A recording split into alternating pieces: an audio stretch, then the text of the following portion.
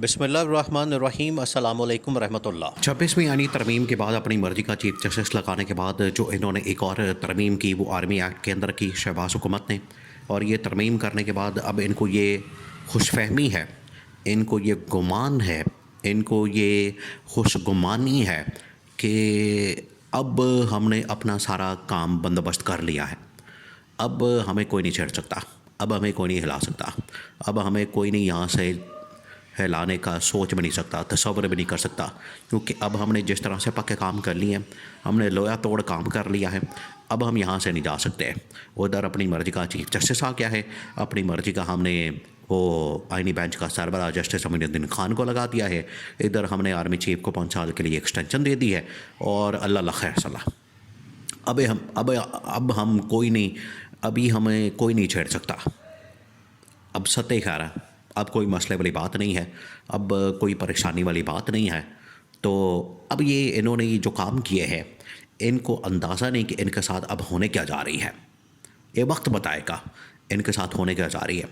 आप पिछले जितने आर्मी चीफ आए हैं, जितने लोग आए हैं ये टॉप पोजीशन के ऊपर, आप उनका उठा के देख लें, आपको अंदाज़ा हो जाएगा कि जब भी उनको एक्सटेंशन मिली है, जब भी उनको इक़्तिदार मिला है, जब भी उनको एक्स्ट्रा पावर मिली है, जब भी उनको एक्स्ट्रा अथॉरिटी मिली है, तो फिर उन्होंने क्या हशर किया है।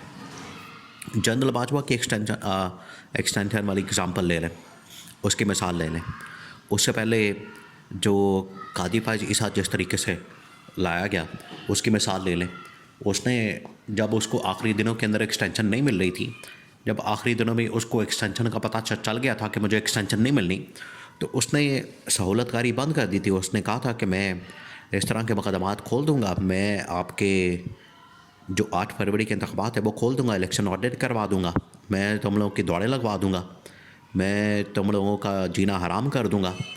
इसी तरह से जनरल बाजवा ने भी नवाज़ शरीफ के साथ भी और इमरान खान के साथ भी किया, डबल गेम की।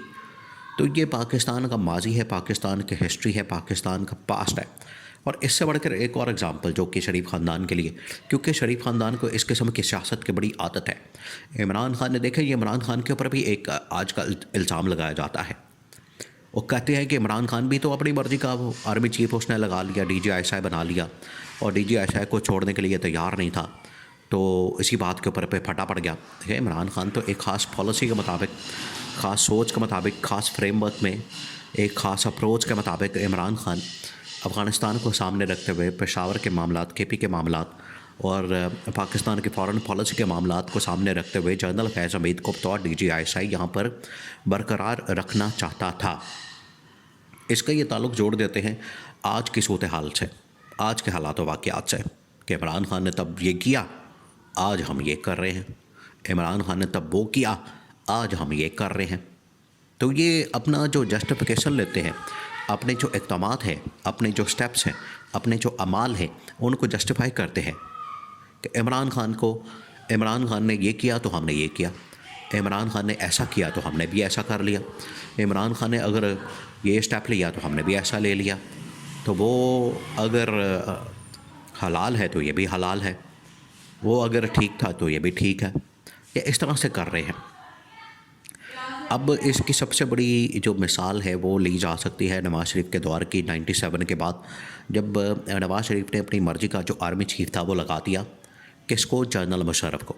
ये चौथे 5वें नंबर से उठा के जनरल मुशर्रफ ने ऐसी लॉबिंग की, उसने ऐसा अंदर से काम किया कि जिसकी वजह से मुशर्रफ जो है वो टॉप पोजीशन पर आ गया और आर्मी चीफ बन गया।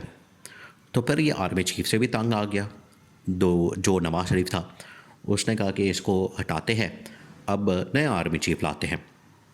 इसने पहले कू किया। देखिए, पहले ये जो मार्शल लॉ लगाया गया था, मुशर्रफ ने जो लगाया, इससे पहले नवाज़ शरीफ पहले ये हरकत कर चुका था, तो ये रिएक्शन में हुआ, वरना ये नहीं होना था।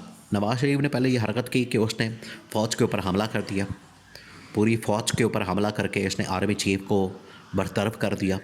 उसको हवा के अंदर ही कहा कि तुम बरतरफ हो गए हो, अपनी मर्ज़ी का आर्मी चीफ इसने बना दिया। जनरल ज़ियाउद्दीन भट्ट जो उस वक्त का DGI था, उसको आर्मी चीफ लगा दिया। तो उसके बाद फिर ये रिएक्शन आया और मुल्क के अंदर फिर आपको पता है उसके बाद क्या हुआ।